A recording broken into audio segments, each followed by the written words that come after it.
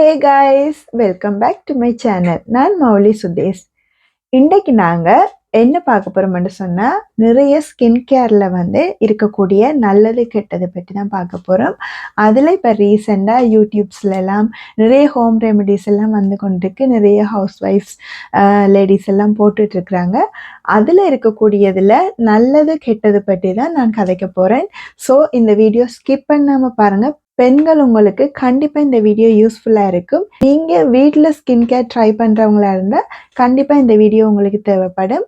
First time என்னுடைய channel யாராவது பார்க்குறீங்களா இருந்தால் மறக்காமல் சப்ஸ்கிரைப் பண்ணி தொடர்ந்து பாருங்கள்.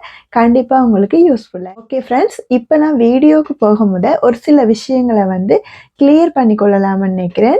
என்னுடைய சேனல் இது வரைக்கும் சப்ஸ்கிரைப் பண்ணவங்களா இருக்கட்டும், தொடர்ந்து பார்க்குறவங்களா இருக்கட்டும், நீங்கள் தெரிஞ்சு செய்கிறீங்களா தெரியாமல் செய்கிறீங்களான்னு எனக்கு தெரியலை. சப்போஸ் உங்களுக்கு தெரியாமல் தான் இது நடக்குது, நீங்கள் தெரிஞ்சு அவுட் பண்ணுறீங்கன்னு சொன்னால் பிரச்சனை இல்லை.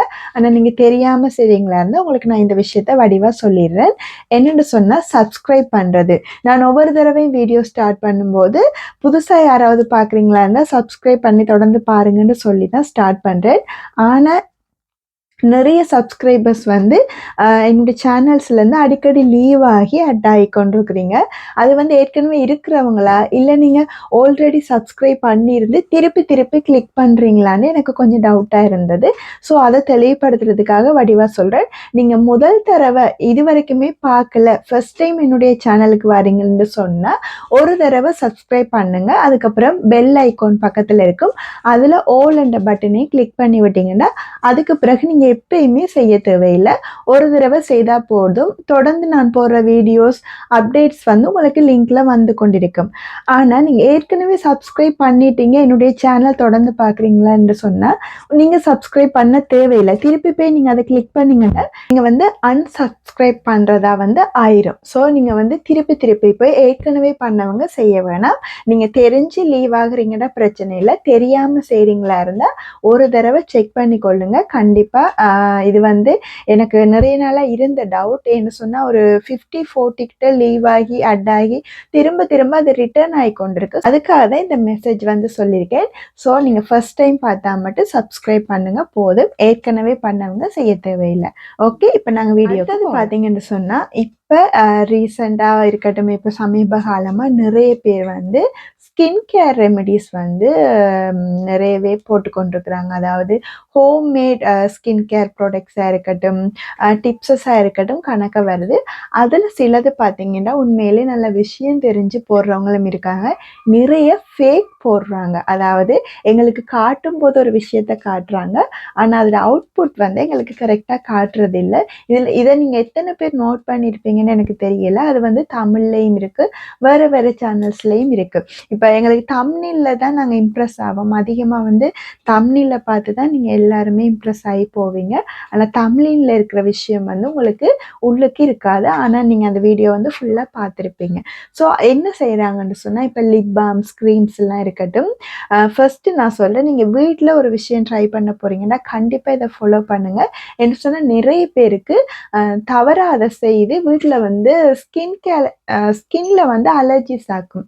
சில பேருக்கு நேச்சுரல் ப்ராடக்ட் ஒத்து வராது. வீட்டில் செய்கிற பொருட்கள் இயற்கை முறையில். ஆனால் உண்மையில் பார்த்தீங்கன்னு சொன்னால் இயற்கை முறையில் வர்றது எப்பயுமே ஒத்து வராமல் இருக்காது. என்று சொன்னால் அது ஆரோக்கியமானது, உங்களுக்கு எந்த சைட் எஃபெக்டும் தராதது. அப்போ ஏன் அது அப்படி எஃபெக்ட் பண்ணுதுன்னு சொன்னால் அது சரியான முறையில் செய்யப்படாததாக இருக்கணும், சுத்தம் இல்லாததாக இருக்கணும். நீங்கள் ஆயுர்வேதிக் ஷாப்பில் போய் வாங்கிட்டு வந்தாலும் கூட நீங்கள் எப்பயுமே அந்த ஸ்கின் கேர் ப்ராடக்டை யூஸ் பண்ணும்போது, இல்லை நீங்கள் வீட்டில் ப்ரிப்பேர் பண்ண போகிறீங்கன்னு சொன்னால் நீங்கள் வீட்டிலேயே அதை கழுவிட்டு அதுக்கப்புறம் காய வச்சு யூஸ் பண்ணுங்கள். இப்போ பவுடராக வாங்குறது பிரச்சனை இல்லை. ஆனால் நீங்கள் முழு பொருளாக வாங்கி நீங்கள் வீட்டில் செய்ய போகிறீங்கன்னா கண்டிப்பாக நீங்கள் கழுவிட்டு பாருங்க, முதலாவது விஷயம். அப்புறம் என்ன செய்கிறீங்கன்னு சொன்னால் சில பேர் வீட்டில் சமைக்கிற பாத்திரங்களில் செய்திடுறீங்க. வீட்டில் சமையலுக்கு பயன்படுத்துகிற பாத்திரங்களை ஸ்கின் கேர் ப்ராடக்ட் செய்கிறதுக்கு எப்பயுமே யூஸ் பண்ணக்கூடாது. இப்போ பிளாஸ்டிக் டிஷ்ஷஸ், கண்ணாடி டிஷ்ஷஸ் அதுகள் பரவாயில்ல. ஆனால் நீங்கள் அலுமினியம், இரும்பு பாத்திரம் எல்லாம் வீட்டில் சமையலுக்கு பயன்படுத்த பயன்படுத்துறத வந்து நீங்க எப்பயுமே ஸ்கின் கேருக்கு யூஸ் பண்ணக்கூடாது. ஏன்னா நீங்க அதுல மிளகா பொடி அது இதுன்னு விம் சோப்புகள் கழுவுற சோப்ஸ் எல்லாம் யூஸ் பண்ணியிருப்பீங்க. அது வந்து ஹார்ஷா இருக்கும். நீங்க அதுல செய்யும்போது உங்களுக்கு தெரியாது. ஆனா அத பிளெண்ட் ஆகும்போது ஹீட் பண்ணி செய்யும்போது அதோட எசன்ஸ் வந்து இதுக்கு கண்டிப்பா இறங்கும். அது உங்களுக்கு அப்புறம் இரிட்டேஷன் ஆகும். அதுக்கு பிறகு ஸ்கின்ல வந்து அது பிரச்சனையை கொடுக்கும். இப்போ லிப் பாம் எடுத்துக்கொண்டீங்கன்னு சொன்னால் பீட்ரூட் ரோஸ்ல எல்லாம் செய்கிறாங்க. ஒரு எக்ஸாம்பிளுக்கு சொல்கிறேன். இப்போ பீட்ரூட்டாக இருக்கட்டும் வைங்க. பீட்ரூட்டை நல்லா இடிச்சிட்டு இல்லாட்டி அதில் சாரை பிழிஞ்சு எடுத்து அதை வந்து வெஸ்லினில் கோகோனட் ஆயிலில் ஷியா பட்டர்ல எல்லாம் மிக்ஸ் பண்ணி காய்ச்சி எங்களுக்கு வந்து காட்டுறாங்க. உண்மையிலேயே அது ஃபுல் அண்ட் ஃபுல் ஃபேக். ஏன்னு சொன்னால் நான் வடிவாக சொல்கிறேன். நீங்க எப்பயுமே ஒரு தண்ணியையும் எண்ணெயையும் சேர்க்கவே முடியாது. நீங்க அது வந்து என்ன பாடுபட்டாலும் தண்ணி கண்டென்ட், அதாவது நீர்த்தன்மையான ஒரு பொருளும் எண்ணெய் சார்ந்த ஒரு பொருளும் எப்பயுமே ஒன்று சேராது. சூடா இருக்கும்போது நீங்க ஹீட் பண்ணும்போது அது வந்து உங்களுக்கு மிக்ஸ் ஆகி காட்டும். ஆனா நீங்க திருப்பி அதை இன்னொரு குட்டி கண்டெய்னர்லயோ இதுலயோ போட்டு வச்சுட்டு பாத்தீங்கன்னா கீழே ஜூஸ் தனியா வந்துடும், மேல வஸ்லின் தனியா வந்துடும், கோகோனட் ஆயில் வந்து தனியா வந்துடும். இது ஒரு பயங்கர ஃபேக்கான விஷயம். இது ட்ரை பண்ணாதீங்க, அப்படி வரவே வராது. அடுத்தது மூலப்பொருளை வந்து எண்ணெயில போட்டு நல்லா பொரிக்கிறது, நல்லா ஃப்ரை பண்ணி எடுத்து அது வத்தி வந்த பிறகு அதை வடிகட்டி யூஸ் பண்றது. அப்படி செய்யவே கூடாது. அப்படி செஞ்சீங்கன்னு சொன்னா அந்த பொருள்ல இருக்கிற சத்துக்களும் அந்த கலர் எசன்ஸ் எல்லாம் ஃபுல்லாவே இல்லாம போயிடும்.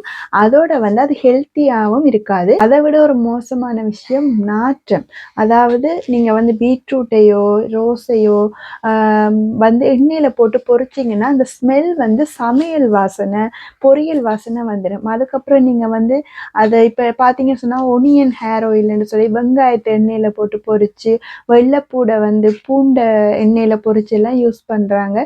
அதெல்லாம் செய்யவே செய்யாதீங்க. ஏன்னு சொன்னா அதுல வரக்கூடிய ஸ்மெல் வந்து நீங்க அப்ளை பண்ணிட்டு யாருக்கு பக்கத்துல போய் இருக்கவே முடியாது. தலைக்கு வைக்கிற எண்ணெய்க்கு கூட வெங்காயம் எல்லாம் போட்டு நிறைய இப்ப பொரிச்சு ஒனியன் ஹேர் ஆயில் எல்லாம் செய்யறாங்க. ஒனியன் ஹேர் ஆயில் எல்லாம் நீங்க பொரிச்சிட்டு வச்சிட்டீங்கன்னு சொன்னா நீங்க ஹேர் வாஷ் பண்ண பிறகுமே அந்த ஸ்மெல் கட்டாயம் உங்களுக்கு இருக்கும். நீங்க ஒரு ஆஃபீஸுக்கு ஒர்க் போறவங்களா இருக்கலாம், ஐடி ஒர்க்கர்ஸா இருக்கலாம். யோசிச்சு பாருங்க, நீங்க வெங்காய வாசத்தை தலையில போட்டுட்டு நீங்க ஒருத்தருக்கு பக்கத்துல போய் நிற்கும் போது அது அன்கம்ஃபர்டபுளா இருக்கும். சில பேர் சொல்லக்கூட மாட்டாங்க. உண்மையிலே வீட்டுல இருக்கிறவங்களை கூட அது வந்து அக்செப்ட் பண்ண முடியாது.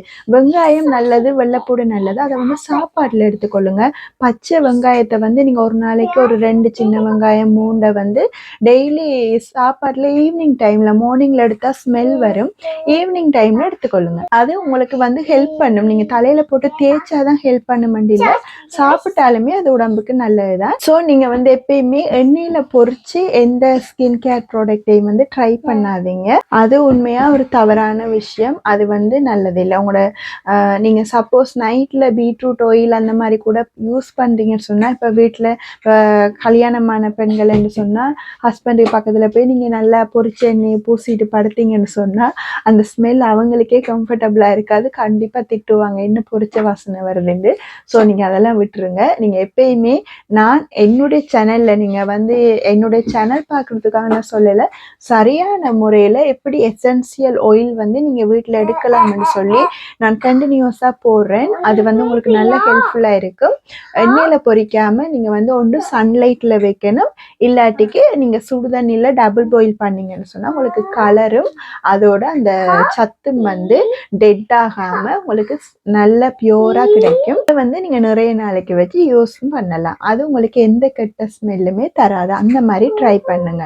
அடுத்தது லிப் பாம்ஸும் நீங்க வந்து எப்பயுமே ஜூஸை வந்து ஆயில் ஆட் பண்ணி செய்யக்கூடாது, ட்ரை பண்ணாதீங்க.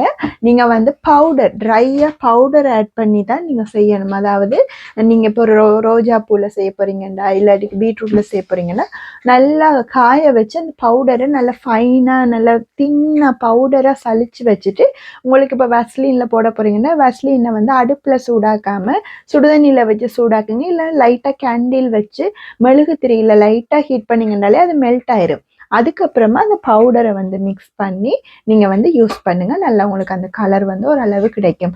ஆனால் நீங்கள் கடையில் வாங்குற மாதிரி நல்ல பிரைட் கலர்ஸ்லாம் உண்மையாகவே இந்த லிப் பாம்ஸில் வராது. நேச்சுரலாக செய்தால் எல்லாமே ஃபேக் தான். உண்மையாக நம்பாதீங்க, ட்ரை பண்ணி ஏமாறாதீங்க.